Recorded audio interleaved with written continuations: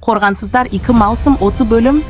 Мұрагерлікке байланысты соттың шешімі шығып, үй, мүлік бәрі Азизе мен оның бауырларында қалады.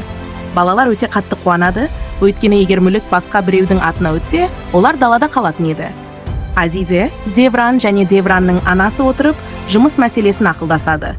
Девран да жұмыс істегісі келетінін айтады, бірақ Азизе оның қауіпті жерде жұмыс жасағанын қаламайды.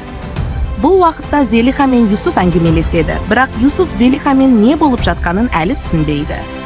Девран жүргізушісімен бірге жұмыс іздейді, ал Юсуф Джевдеттің көкесінің ғашығының компаниясына түседі. Оның қызы сырқат, сондықтан Юсуфты шопыр, әрі қызын бақылап жүретін адам ретінде жұмысқа алады. Кеш батады, Зелиха көңілсіз жүреді.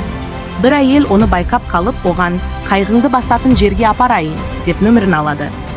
Фидан жасырын түрде тапсырма орындау, үй жұмысы сияқты істермен айналысып ақша табады. Бір күні ол үлгермей, тапсырысты уақытында бермей қояды. Үйге бір қыз келіп, «Фидан алаяқ, ақшамды қайтар» деп айқайлайды. Оны көрген Девран ақшасын бермек болады, бірақ қыз алмайды. Сол кезде Азизе ақшасын қайтарып береді. Кейін Азизе Фиданмен сөйлесіп, оны дұрыс жолға салуға тырысады. Азизе сонымен қатар Джемоға жер асты бөлмесін сәндеп, тосын сый дайындайды. Ал Нежла мен оның танысы жаман жоспар құрады. Нежла айтады, бұларды бұл үйден қуу керек, көшеден қуып шығу керек.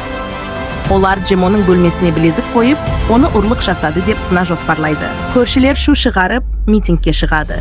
Джема абыр-сабырдың арасында құлап қалады.